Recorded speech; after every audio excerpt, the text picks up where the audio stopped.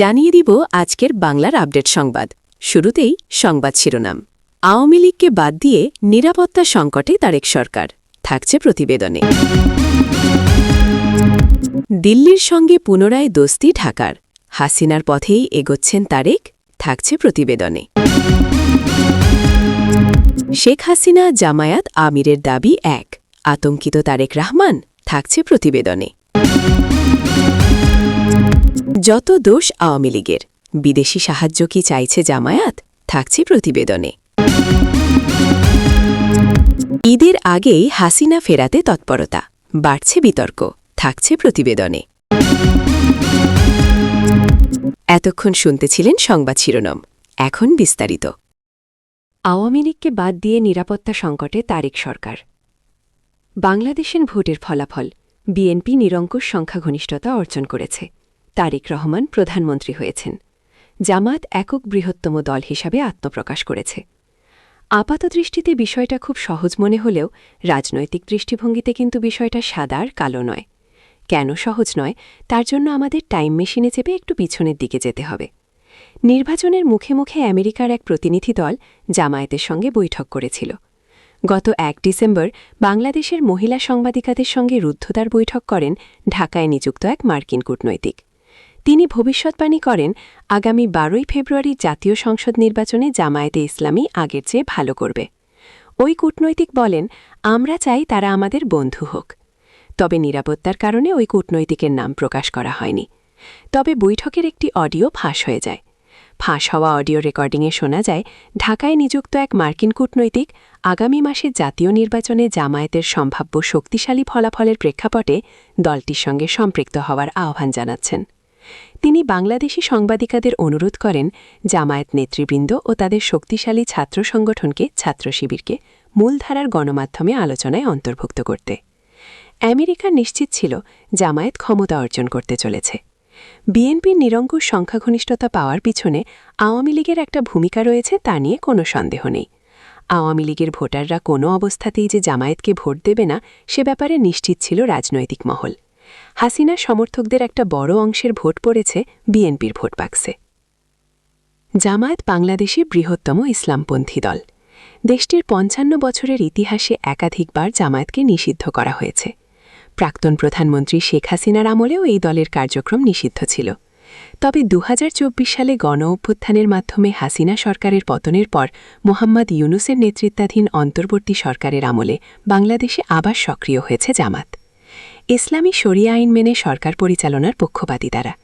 এমনকি সন্তান পরিচালনার কর্তৃত্ব পালনের জন্য মহিলাদের কাজের সময় কমিয়ে দেওয়ার পক্ষেও জামাত সওয়াল করেছে বারবার। বাংলাদেশের বর্তমান পরিস্থিতিতে অবশ্য সামাজিক সমস্যা এই দলে প্রাধান্য পাচ্ছে। প্রচার করা হচ্ছে দুর্নীতি দূর করাই তাদের লক্ষ্য। প্রতিবেদনে লেখা হয়েছে ২৪-এর গণ অভ্যুত্থানের রাজনৈতিক পটপরিবর্তনের পরিস্থিতিতে মার্কিন কূটনীতিকরা ইঙ্গিত দিয়েছেন তারা পুনরুত্থিত ইসলামপন্থী আন্দোলন বা নবোদ্যমে ইসলামী দলগুলোর সঙ্গে কাজ করতে আগ্রহী। গত ১ ডিসেম্বর বাংলাদেশি নারী সাংবাদিকাদের সঙ্গে এক গোপন বৈঠকে ঢাকায় এক মার্কিন কূটনৈতিক বলেন, দেশ ইসলামী ধারায় ফিরেছে। আগামী ১২ই ফেব্রুয়ারির নির্বাচনে জামায়াতে ইসলামী তার ইতিহাসের সবথেকে ভালো ফল করতে পারে। জামাত নিরঙ্কুশ সংখ্যাগরিষ্ঠতা পায়নি ঠিকই, তবে তারা একক বৃহত্তম দল হিসাবে আত্মপ্রকাশ করেছে। তাদের এই ফলাফল বিএনপি সরকারের কাছে উদ্বেগের বড় কারণ হয়ে দাঁড়িয়েছে। জামাত যে বিএনপিকে ১ ইঞ্চি জমি ছেড়ে দেবে না, সংসদে তাদের ভূমিকা দেখে প্রায় নিশ্চিত রাজনৈতিক মহল। সদ্য সমাপ্ত ত্রয়োদশ নির্বাচনে জামাত ৩১% ভোট পেয়েছে, আর মোট ভোটের হার ৫৯.৪৪%। সহজ পাটিগণিতের হিসাবে জামাত অর্ধেকের বেশি ভোট পেয়েছে। এটাই তাদের সরকার বিরোধী আন্দোলনের অক্সিজেন। এই অবস্থায় বিএনপি সরকারকে রক্ষা করতে পারে আওয়ামী লীগ। প্রশ্ন হল কিভাবে? একমাত্র উপায় আওয়ামী লীগকে জাতীয় রাজনীতিতে ফিরিয়ে আনার পথ প্রশস্ত করা। সামনেই স্থানীয় সরকার নির্বাচন।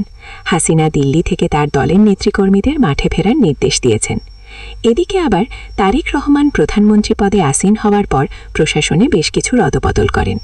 কিন্তু যে জায়গার বদল কোনোভাবেই তার পক্ষে সম্ভব নয়, সেটা হলো অর্থবাজার।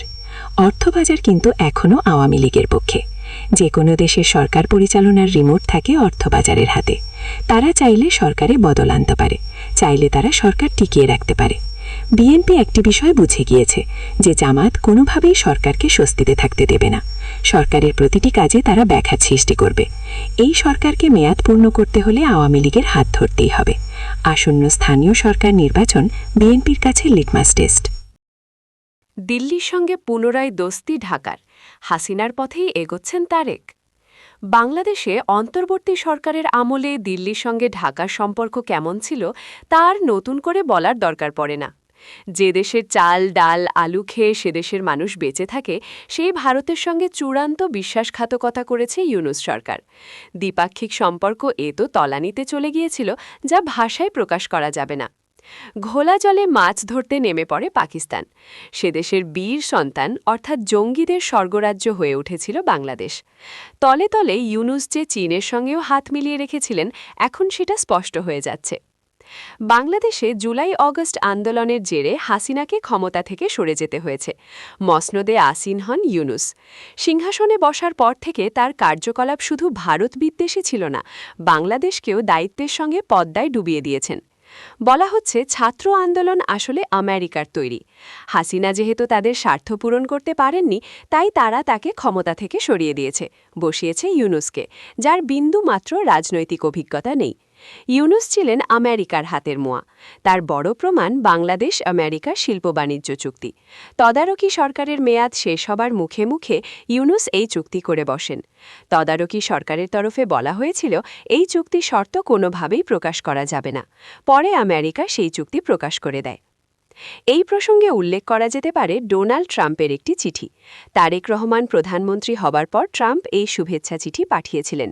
শব্দটিকে বন্ধনীর মধ্যে রাখার কারণও রয়েছে। এটা কোনো দিক থেকেই শুভেচ্ছা চিঠি নয়। ইউনূস আমলে হওয়া চুক্তিগুলি তারেক সরকার যাতে বাস্তবায়ন করেন, সেই বার্তা দিতেই ওই চিঠি পাঠানো হয়। এখন এটাও বলা হচ্ছে তারেক যে দেশে ফিরতে পেরেছেন সেটা আমেরিকার কৃপায়। ডিপ স্টেট রাস্তা তৈরি করে না দিলে তারেকের বাকি জীবন লন্ডনেই কাটাতে হতো। মা জিয়া যখন সংকটজনক, সেই সময় তারেক জানান যে তিনি দেশে ফিরতে বদ্ধপরিকর। কিন্তু চাইলেও তো আর ফেরা যায় না, ডিপ স্টেট থেকে সবুজ সংকেত না পেলে। তারেক এখন বুঝতে পারছেন যে ভারত ছাড়া বা ভারতের সাহায্য ছাড়া তিনি আর বেশি দিন ক্ষমতায় টিকে থাকতে পারবেন না। তাই দিল্লির সঙ্গে তিনি দোস্তি চাইছেন। দিল্লিও কিন্তু ঢাকার সঙ্গে দোস্তি চায়। তার একটা বার্তা আমেরিকার প্রধানমন্ত্রী আগেই দিয়ে রেখেছিলেন।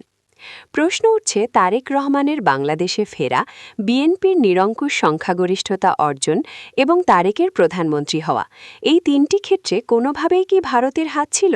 দিল্লি কি কোনোভাবেই এই তিন ক্ষেত্রে তার প্রভাব খাটায়নি? কোনো মহল থেকে দাবি করা হচ্ছে দিল্লির ভীষণ রকম প্রভাব ছিল। তার একটা উদ্দেশ্য ছিল। তদারকি সরকারের আমলে বাংলাদেশের রীতিমতো প্রভাব খাটাতে শুরু করে চীন। বেজিংয়ে প্রভাব খর্ব করতে না পারলে দক্ষিণ এশিয়ার রাজনীতির চরিত্র যে বদলে যাবে, সে বিষয়ে নিশ্চিত ছিল সাউথ ব্লক।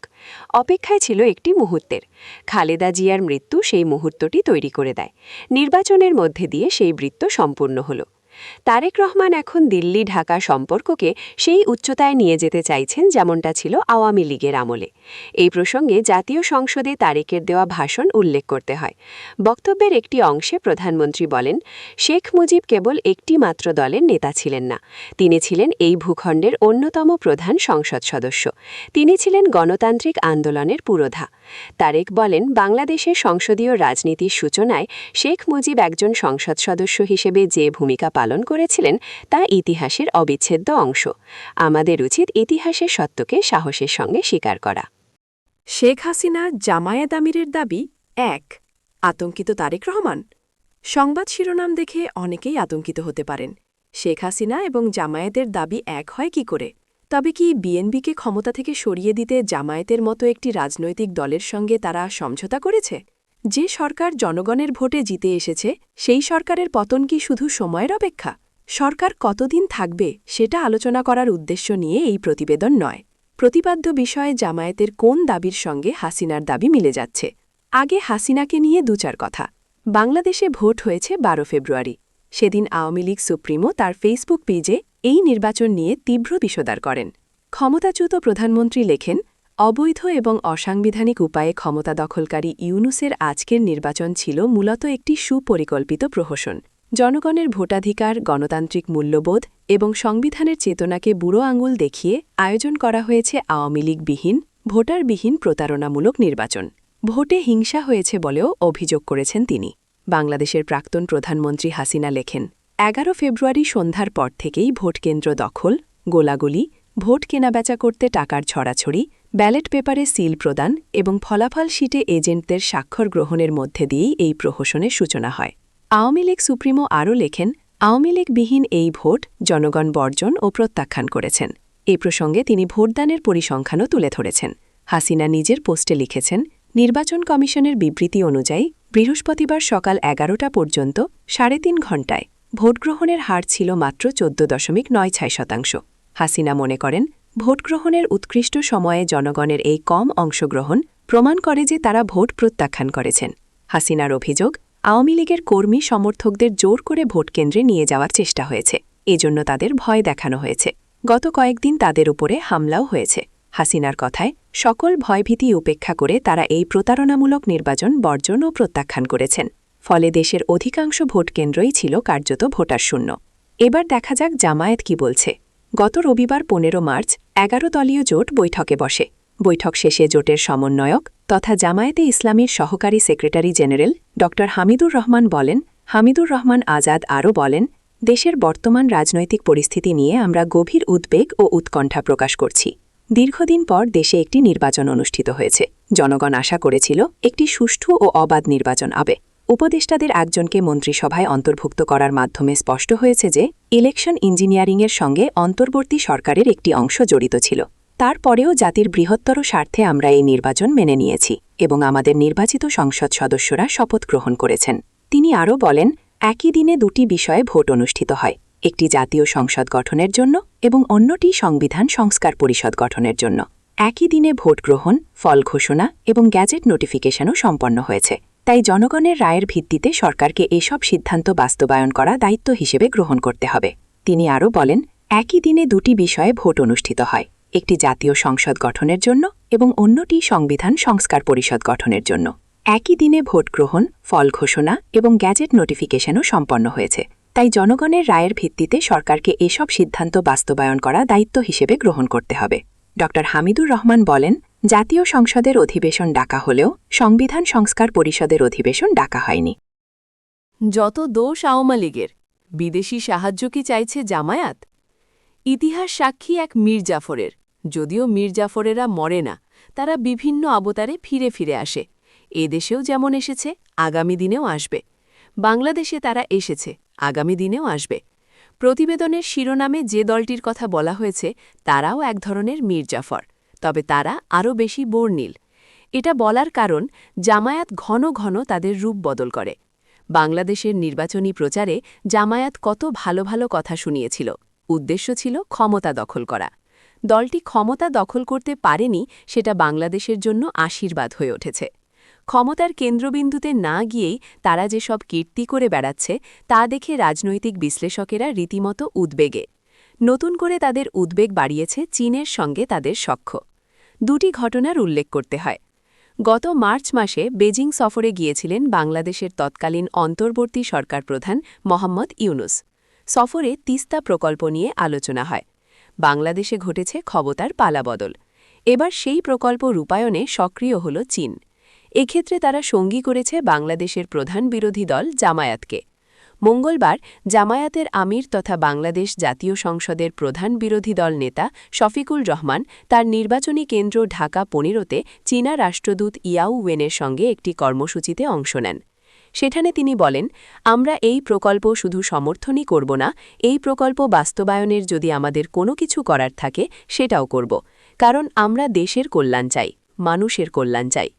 তিস্তাকে বাংলাদেশের উত্তরাঞ্চলের কান্না বলে চিহ্নিত করে জামায়াতের আমির বলেন, আমরা এই কান্নার অবসান চাই, কিন্তু অতীতে এটি কেন বাস্তবায়ন হয়নি তা সবাই বোঝে, শিশুও বোঝে। আমরা ওই লিগাসি আর বহন করতে চাই না। এটাই শেষ নয়, জামায়াতের আমিরের আসনে চীন ঈদের ফুড প্যাক বিলি করেছে। এই খবর দ্রুত ভাইরাল হয়। জামায়াত তাদের সামাজিক যোগাযোগ মাধ্যমে একটি ছবি পোস্ট করে। সেখানে দেখা গিয়েছে দলের আমির এবং বাংলাদেশে নিযুক্ত চীনের রাষ্ট্রদূত ইয়াও ওয়েনকে বুকে জড়িয়ে ধরে রয়েছে, যাকে বলে হাগ ডিপ্লোমেসি। ফেসবুক পোস্ট নজরে পড়ে বাংলাদেশে চীন দূতাবাসের। তারা দ্রুত পাল্টা বিবৃতি জারি করে। তারা কি বলেছে সে বিষয়ে যাওয়ার আগে ঠিক কি ঘটেছে সে বিষয়ে দুচার কথা। 17 মার্চ সকালে রাজধানীর মিরপুর 10 নম্বর আদর্শ উচ্চ বিদ্যালয়ের মাঠে চীন দূতাবাস সেখানকার বাসিন্দাদের ঈদ উপলক্ষে খাবারের প্যাকেট বিলি করে। অনুষ্ঠানে উপস্থিত ছিলেন চীনের রাষ্ট্রদূত ইয়াও ওয়েন এবং এই আসনের সংসদ সদস্য জামায়াতের আমির ও জাতীয় সংসদের প্রধান বিরোধী দল নেতা শফিকুর রহমান। ঘটনার দিন বিকেলে 4:30 নাগাদ ঢাকায় চীন দূতাবাসের ফেসবুক পেজে একটি বিবৃতি প্রকাশ করা হয়। বিবৃতিতে বলা হয়, ঈদ উল ফিতর উপলক্ষে ঢাকার বাসিন্দাদের মধ্যে খাদ্য সামগ্রী বিতরণ করেছে ঢাকার চীন দূতাবাস। এই সহায়তার মধ্যে দিয়ে চীন আপামর বাংলাদেশবাসীর কাছে উষ্ণতা পৌঁছে দিতে এবং বাসিন্দাদের শান্তিপূর্ণভাবে উৎসব উদযাপনে সাহায্য করতে চাইছে। জামায়াত তাদের ফেসবুক পেজে কিছুটা বাড়িয়ে লিখেছে, যা থেকে স্পষ্ট হয়ে যাচ্ছে যে তারা চীনের সঙ্গে সম্পর্ক তৈরি করতে চাইছে। জামায়াতের ফেসবুক পেজে লেখা হয়েছে, চীন ও জামায়াতের যৌথ উদ্যোগে দুস্থদের মধ্যে ফুড প্যাক বিতরণ করা হয়েছে। এ নিয়ে সামাজিক যোগাযোগ মাধ্যমে চীন ও জামায়াতকে নিয়ে সমালোচনা শুরু হয়। পরে রাতে ফেসবুকে পোস্ট দিয়ে চীন দূতাবাস নিজেদের অবস্থান ব্যাখ্যা করে। অনুষ্ঠানের বিষয়ে দূতাবাসের ব্যাখ্যার পর জামায়াতের আগের ফেসবুক পোস্টটি সংশোধন করা হয়। এতে বলা হয়, চীনা দূতাবাসের পক্ষ থেকে ঢাকা 15 আসনের জনসাধারণের জন্য ফুড প্যাক উপহার দেওয়া হয়েছে। এখন অনেকেই বুঝতে পারছেন, ভালো উপলব্ধি করতে পারছে আওয়ামী লীগের অভাব। ঈদের আগেই হাসিনাকে ফেরাতে তৎপরতা, বাড়ছে বিতর্ক। আসন্ন ঈদ উল ফিতরকে সামনে রেখে দেশের রাজনৈতিক অঙ্গনে নতুন করে উত্তেজনা ও বিতর্কের জন্ম দিয়েছে শেখ হাসিনাকে দেশে ফেরানোর সম্ভাব্য উদ্যোগের খবর। বিভিন্ন রাজনৈতিক মহল, কূটনৈতিক সূত্র এবং বিশ্লেষকদের আলোচনায় উঠে এসেছে, ঈদের আগেই তাকে দেশে ফিরিয়ে আনার লক্ষ্যে নানামুখী তৎপরতা চলছে। যদিও এখনও পর্যন্ত এ বিষয়ে কোনো আনুষ্ঠানিক ঘোষণা পাওয়া যায়নি, তবু গুঞ্জনটি দ্রুত ছড়িয়ে পড়েছে এবং তা রাজনৈতিক অঙ্গনে ব্যাপক আলোড়ন সৃষ্টি করেছে।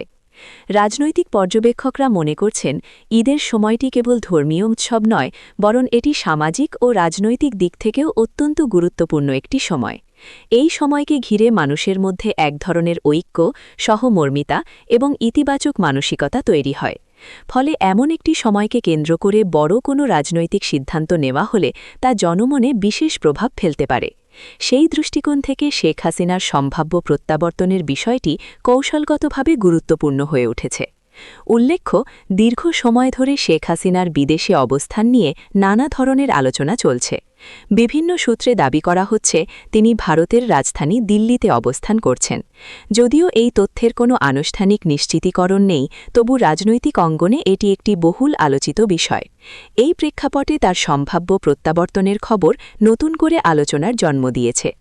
বাংলাদেশ আওয়ামী লীগের ভেতরে এই ইস্যুতে নানামুখী প্রতিক্রিয়া লক্ষ্য করা যাচ্ছে।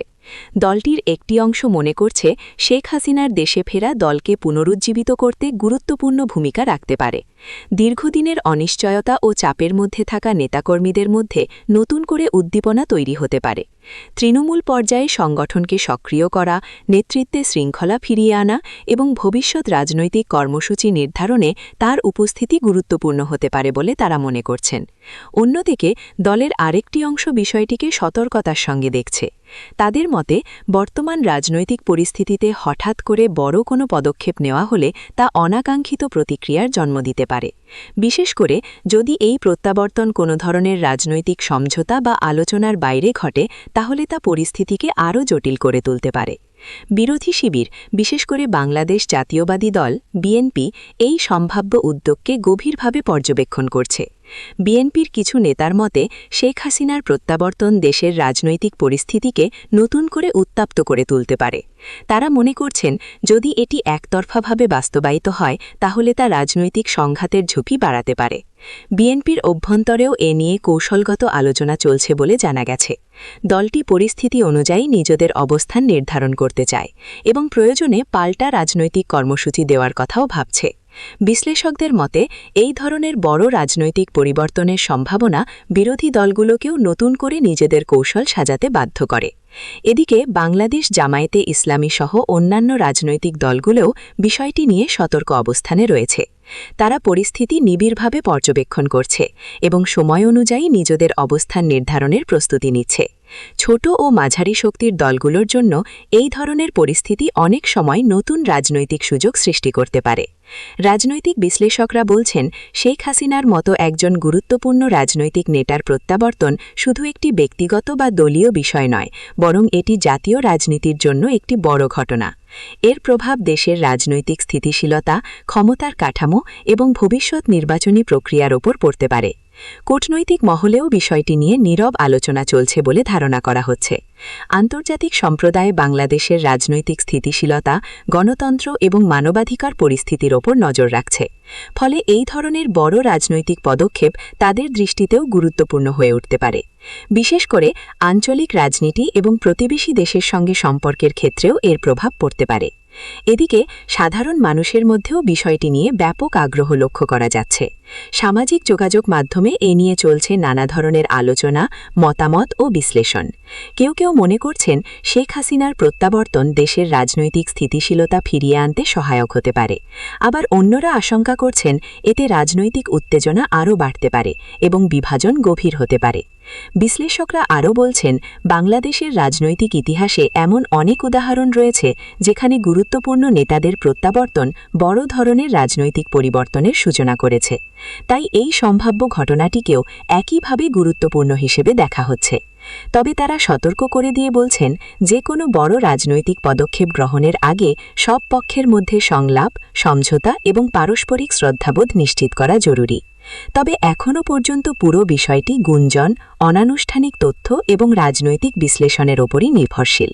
সংশ্লিষ্ট কোনো পক্ষ থেকেই স্পষ্টভাবে কিছু বলা হয়নি, ফলে নিশ্চিতভাবে কিছু বলা কঠিন। অনেকেই মনে করছেন, এটি রাজনৈতিক কৌশলের অংশ হিসেবেও ছড়ানো হতে পারে, যাতে বিভিন্ন পক্ষ নিজেদের অবস্থান যাচাই করতে পারে। ঈদ ঘনিয়ে আসার সঙ্গে সঙ্গে এই ইস্যুর গুরুত্ব আরও বাড়ছে। রাজনৈতিক দলগুলো নিজেদের অবস্থান স্পষ্ট করার জন্য সময় নিচ্ছে এবং পরিস্থিতি কোন দিকে মোড় নেয় তা দেখার জন্য সবাই অপেক্ষা করছে। সব মিলিয়ে ঈদের আগেই শেখ হাসিনাকে দেশে ফেরানোর সম্ভাব্য তৎপরতা দেশের রাজনৈতিক অঙ্গনে নতুন করে উত্তেজনা ও বিতর্ক সৃষ্টি করেছে।